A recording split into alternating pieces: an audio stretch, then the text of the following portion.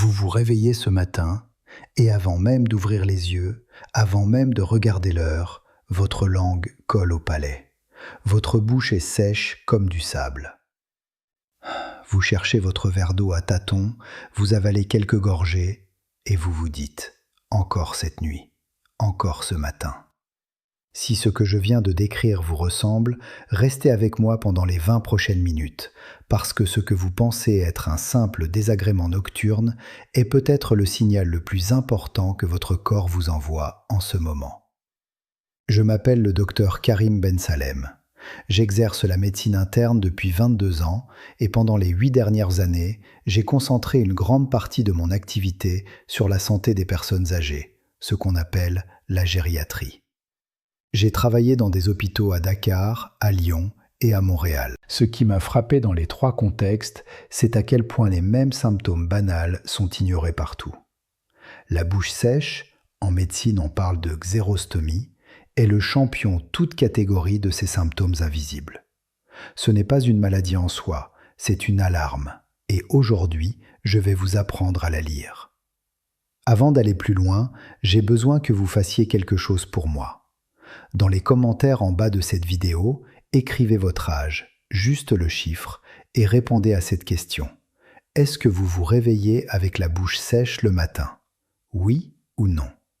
Vous serez surpris de voir combien de personnes, parmi celles qui regardent cette vidéo en ce moment, n'ont jamais évoqué ce symptôme avec leur médecin. Pas une seule fois. Et c'est précisément le problème dont je vais vous parler aujourd'hui. Je dois vous dire quelque chose d'honnête avant de commencer. Pendant les premières années de ma carrière, moi aussi, je faisais partie du problème. Quand un patient me mentionnait la bouche sèche, je notais, je disais « buvez plus d'eau », je passais à autre chose. C'est une réponse que j'ai donnée des dizaines de fois. Aujourd'hui, cette réponse me fait presque honte, parce que je sais ce que je laissais passer. Ce moment de lucidité m'est venu après l'histoire d'un patient. Je vais vous raconter son histoire, et vers la fin de cette vidéo, je vous expliquerai comment elle a complètement changé ma façon d'exercer.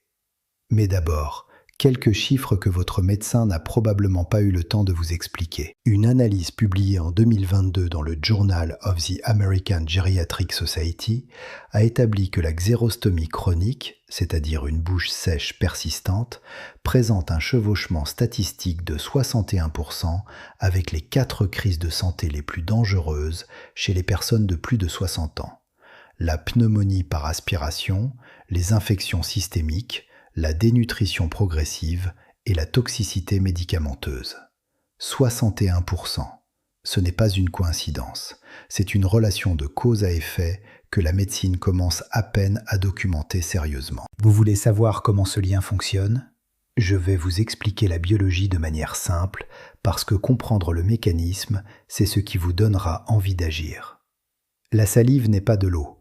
Je sais que ça semble évident, mais beaucoup de mes patients le croient vraiment, qu'il suffit de boire davantage pour compenser une bouche sèche. La salive est un fluide biologique d'une complexité extraordinaire. Elle contient plus de 700 protéines, enzymes et composés antimicrobiens identifiés à ce jour.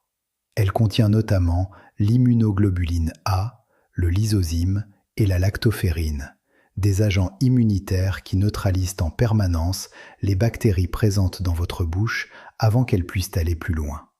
Elle contient de l'amylase, qui commence la digestion des glucides dès la première bouchée. Elle lubrifie votre gorge et forme un film protecteur sur vos muqueuses. Elle régule le pH de votre bouche, empêchant les bactéries acido-résistantes de proliférer. Quand cette salive disparaît, ou même simplement diminue de façon significative, tout s'effondre en cascade. Et le premier domino qui tombe, c'est souvent celui que vous ne voyez pas, la nuit, pendant votre sommeil. Voici ce que la recherche nous montre sur ce qui se passe dans votre gorge la nuit. Nous avalons tous, pendant le sommeil, de minuscules quantités de sécrétions buccales. C'est un phénomène normal, appelé microaspiration. Dans une bouche en bonne santé, la salive a déjà neutralisé les bactéries qui s'y trouvent. Rien de dangereux ne descend vers les poumons. Mais dans une bouche sèche, ce mécanisme de protection est neutralisé. Les bactéries buccales, Des souches comme le Streptococcus mutans, le Fusobacterium nucleatum, le Porphyromonas gingivalis migrent librement vers les voies respiratoires inférieures, nuit après nuit, sans que vous le sachiez. Une étude de l'Université de Californie à San Francisco, portant sur plus de 12 000 personnes âgées, a montré que celles présentant une xérostomie confirmée avaient 2,8 fois plus de risques d'être hospitalisées pour une infection respiratoire dans les 24 mois suivants. Presque 3 fois le risque. Je vais maintenant vous parler d'Aminata. Elle avait 67 ans, enseignante à la retraite vivant à Abidjan. C'était une femme énergique, rigoureuse, qui avait élevé 4 enfants seule après le décès de son mari. Elle ne voulait surtout pas être un problème pour ses enfants. Alors quand elle a commencé à se réveiller chaque matin avec une bouche si sèche qu'elle gardait un verre d'eau sur sa table de nuit juste pour pouvoir parler, elle n'en a rien dit à personne. Elle pensait que c'était le diabète, dont elle était suivie depuis 6 ans, qui en était responsable. Peut-être aussi l'âge, en tout cas rien de grave. Pendant 19 mois, Aminata a vécu avec cette bouche sèche. Elle a maigri, discrètement, progressivement. Elle avalait de plus en plus difficilement les aliments solides. Elle a eu une bronchite en mars, puis une autre en novembre. 2 fois aux urgences, 2 fois renvoyée chez elle avec des antibiotiques. Et 2 fois, personne n'a posé la bonne question. La 3e hospitalisation a failli être la dernière. Un mardi matin, sa fille l'a trouvée assise dans son lit, incapable de reprendre son souffle, les lèvres légèrement bleutées. La saturation en oxygène à son arrivée aux urgences était de 79%. Les adultes en bonne santé sont à 95% ou plus. Le diagnostic du pneumologue, pneumonie par aspiration sévère, évoluant depuis plusieurs mois. Ce que le médecin a expliqué à la famille a changé ma façon de voir ce symptôme pour toujours. Chaque nuit, pendant 19 mois, des bactéries buccales avaient migré vers les poumons d'Aminata, parce que la sécheresse de sa bouche avait détruit le système immunitaire local que la salive aurait dû maintenir. 31 jours en soins intensifs, des dommages pulmonaires permanents.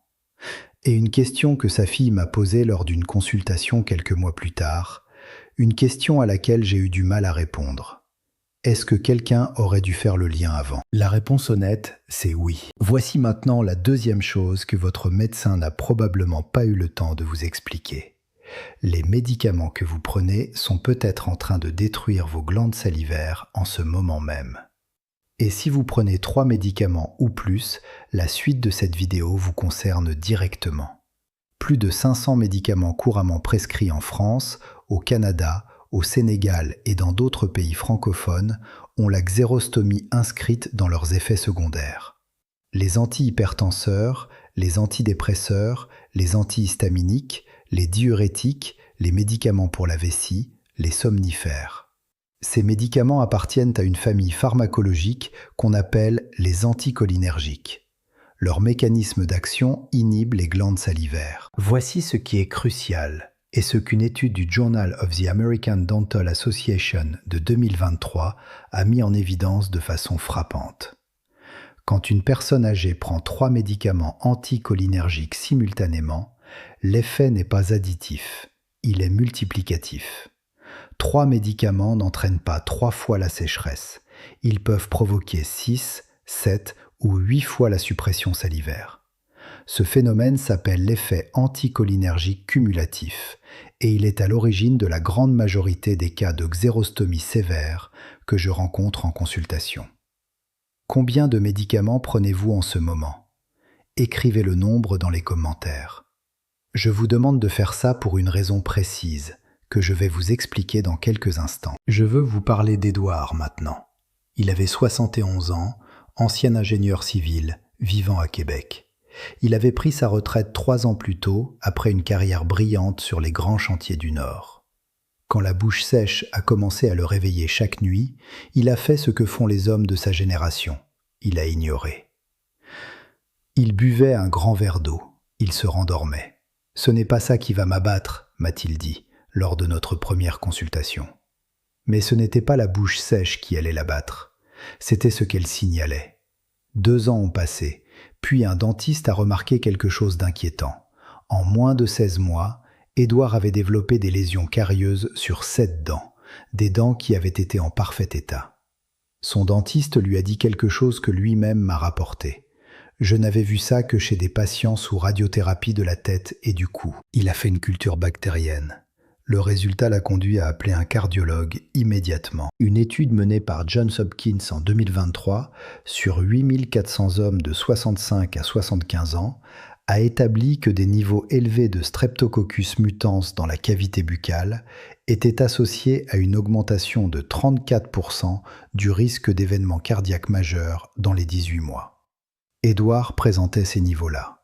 Son cardiologue a découvert une inflammation artérielle précoce. Ses médicaments ont été révisés, la xérostomie traitée. Édouard va bien aujourd'hui. Mais il était à 6 mois, peut-être moins, d'un infarctus. Et c'est un dentiste qui lui a sauvé la vie, parce qu'il a posé la bonne question sur un symptôme que tout le monde avait ignoré. Voici maintenant la 3e chose que vous devez comprendre, celle qui surprend le plus mes patients. Une bouche sèche peut provoquer une dénutrition, même si vous mangez normalement. La salive déclenche tout le processus digestif. L'amylase salivaire commence à décomposer les glucides dès la mastication. Les signaux chimiques envoyés au moment de la déglutition préparent l'estomac à sécréter l'acide nécessaire à la digestion.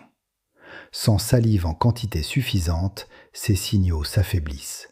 Les nutriments passent sans être correctement absorbés. Une étude de la Mayo Clinic, publiée en 2022, a révélé que 44% des personnes âgées diagnostiquées pour une dénutrition inexpliquée présentaient une xérostomie cliniquement significative, qui n'avait jamais été identifiée comme facteur causal. Vous pouvez manger 3 repas par jour et manquer lentement de l'essentiel. Et il y a une 4e dimension que la recherche commence à documenter avec de plus en plus d'insistance. Dans une revue publiée en 2023 dans Nature Reviews Microbiology, des chercheurs ont montré que les bactéries buccales, libérées du contrôle salivaire, pénètrent dans la circulation sanguine par de minuscules lésions des gencives que vous ne voyez pas et ne ressentez pas.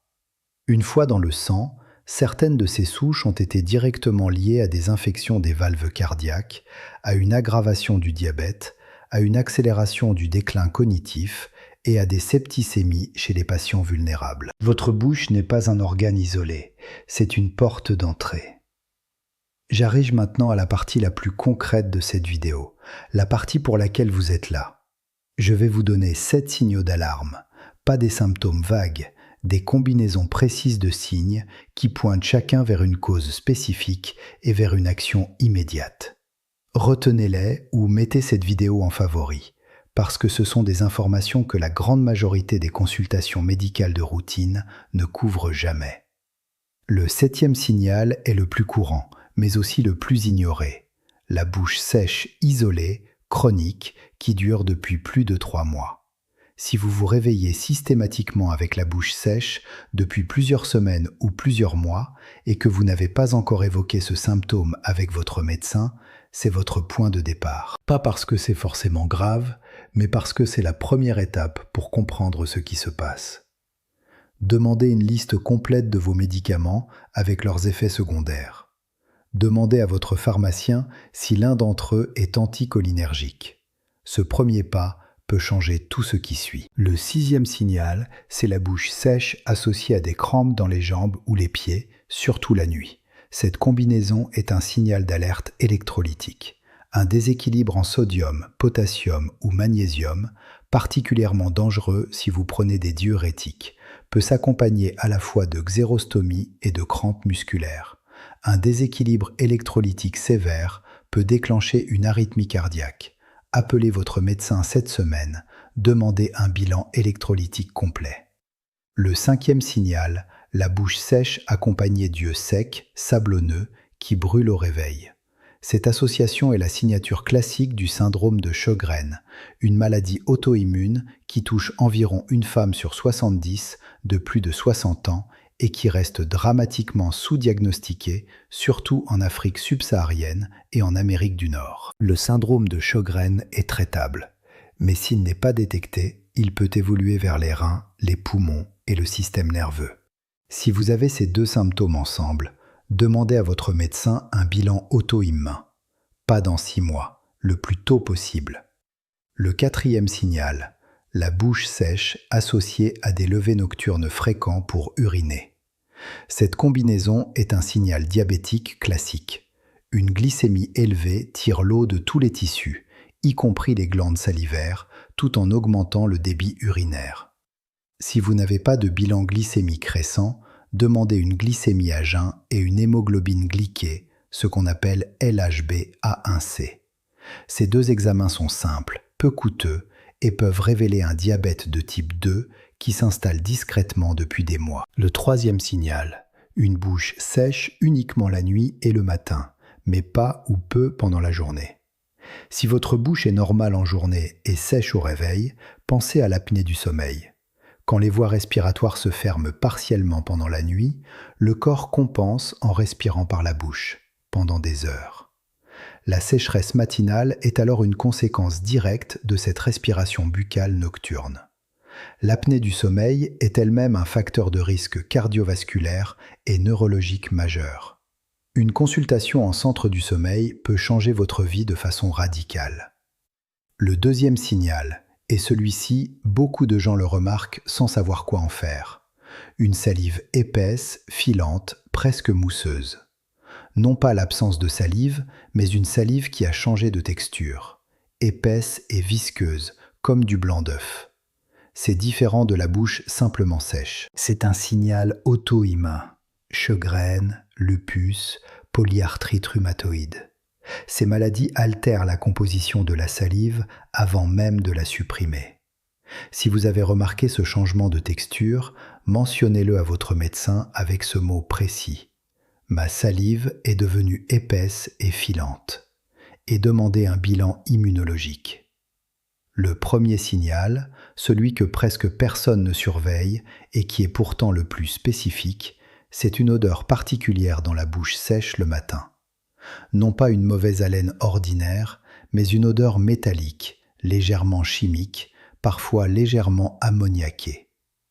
Si votre haleine matinale a une qualité métallique ou chimique, et non simplement rance, comme une haleine normale après le sommeil, c'est un signal de fonction rénale à ne pas ignorer. Les reins qui fonctionnent insuffisamment excrètent des déchets azotés par la respiration, ce qui produit cette odeur caractéristique. Demandez à votre médecin un dosage de créatinine et un calcul du débit de filtration glomérulaire. Ces examens évaluent la santé des reins. C'est le signal que presque personne ne surveille et c'est exactement pour cette raison qu'il est si précieux. Maintenant que vous savez reconnaître ces 7 signaux, voici ce que vous faites concrètement. Je vais vous donner 5 étapes précises issues de mon propre protocole de consultation. La première étape, c'est ce que j'appelle l'auto-évaluation matinale. Avant de boire quoi que ce soit au réveil, prenez 30 secondes. Est-ce que de la salive est présente? Est-elle fluide ou épaisse? Y a-t-il une odeur particulière? Pouvez-vous avaler sans eau? Notez vos réponses pendant 1 semaine. Ces données, apportées à votre médecin, changeront la conversation. La deuxième étape est l'audit médicamenteux. Dressez la liste de tous vos médicaments, sur ordonnance et en vente libre. Pour chacun d'entre eux, cherchez les mots anticholinergiques ou zérogènes dans la notice. Puis, lors de votre prochaine consultation, dites ceci à votre médecin et utilisez ces mots précis. Je souhaite qu'on effectue une révision de mes médicaments avec un focus sur la charge anticholinergique cumulée. Cette formulation va transformer l'échange. Vous ne serez plus le patient qui se plaint. Vous serez quelqu'un qui pose une question médicale précise. La troisième étape concerne l'hydratation. L'eau seule ne résout pas la xérostomie. Les glandes salivaires ont besoin d'électrolytes, sodium, potassium, bicarbonate, pour produire de la salive. Boire un grand verre d'eau dilue ces électrolytes sans les remplacer. De petites gorgées fréquentes tout au long de la journée, associées à des aliments riches en électrolytes, des légumes crus, des fruits frais, du bouillon peu salé, sont bien plus efficaces qu'un grand verre d'eau au coucher. La quatrième étape est la protection nocturne.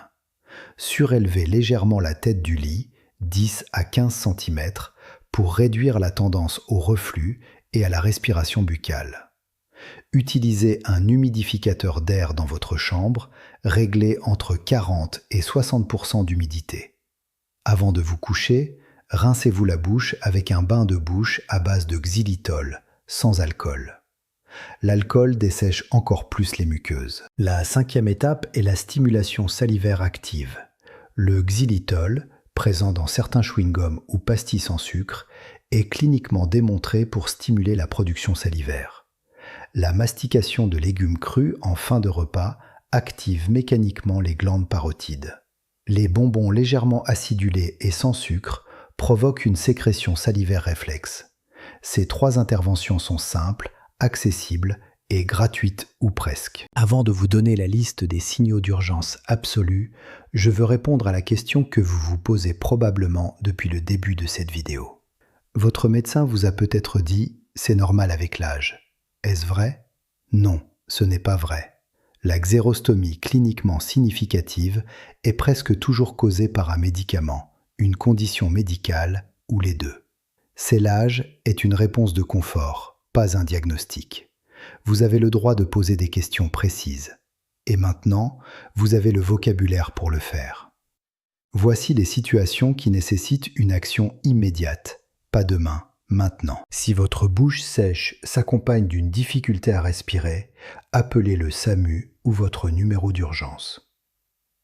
Si vous observez des plaques blanches dans votre bouche ou sur votre langue, une texture de lait caillé, appelez votre médecin aujourd'hui.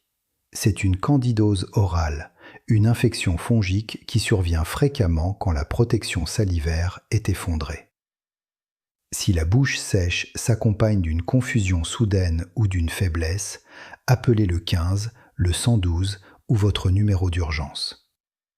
Si la bouche sèche s'accompagne d'une douleur dans la poitrine ou d'un rythme cardiaque irrégulier, appelez le SAMU maintenant. Si vous avez de la fièvre inexpliquée et une bouche sèche, consultez en urgence dans la journée. Je vous ai promis de revenir à Aminata. La voici. Après 31 jours en soins intensifs, Aminata est rentrée chez elle. Sa fille Fatoumata a passé les semaines suivantes à reprendre l'ensemble de son traitement médicamenteux avec le médecin traitant. 2 médicaments anticholinergiques ont été remplacés par des alternatives mieux tolérées. Un 3e a été arrêté après révision. En 6 semaines, la xérostomie d'Aminata avait pratiquement disparu. En 3 mois, elle avait repris 5 des 8 kg perdus. Elle marche maintenant 2 heures par semaine avec un groupe de femmes de son quartier. Et elle fait quelque chose que je trouve profondément beau. Elle a demandé à son médecin de lui expliquer en détail chacun de ses médicaments. Chaque mois, elle repart avec ses réponses. Et chaque mois, elle raconte l'histoire de ce symptôme qu'elle avait ignoré à au moins une personne de son entourage. Elle m'a dit une phrase que je ne suis pas prêt d'oublier. Je pensais que ma bouche sèche, c'était ma croix à porter. Je ne savais pas que c'était mon corps qui criait. Votre corps aussi crie, peut-être. La question est de savoir si quelqu'un l'entend. Je suis le docteur Karim Ben Salem et je fais ces vidéos parce que chaque patient francophone mérite d'avoir accès aux mêmes informations que ceux qui consultent dans les grandes métropoles médicales. Vous ne devriez pas avoir besoin de connaître quelqu'un pour savoir. Vous ne devriez pas repartir d'une consultation en vous demandant si la question que vous n'avez pas osé poser était importante. Dans les commentaires maintenant, écrivez un seul mot. Écrivez Aminata si vous vous réveillez avec la bouche sèche et que vous prenez cela au sérieux à partir d'aujourd'hui. Écrivez médicaments si vous prenez 3 médicaments ou plus et que vous allez demander une révision. Écrivez rendez-vous si vous allez en parler à votre médecin à votre prochaine consultation. Puis partagez cette vidéo avec une personne de plus de 60 ans dans votre vie. Une seule personne. Vous ne savez pas ce que cette conversation peut changer. Dans la prochaine vidéo, Je vais vous parler d'un autre symptôme que presque tout le monde banalise après 60 ans, les vertiges au lever. Vous allez découvrir pourquoi c'est l'un des prédicteurs les plus fiables d'un accident vasculaire cérébral et pourquoi la fenêtre d'action est souvent très courte. Ne la manquez pas. Abonnez-vous, activez les notifications et gardez cette vidéo en favori. Revenez aux 7 signaux chaque fois que vous en avez besoin. Prenez soin de vous. Je vous retrouve très bientôt. Mots-clés naturels intégrés, bouche sèche, xérostomie, salive, senior, personnes âgées, médicaments, anticholinergiques, pneumonie, dénutrition, chegrène, diabète, santé bucco-dentaire.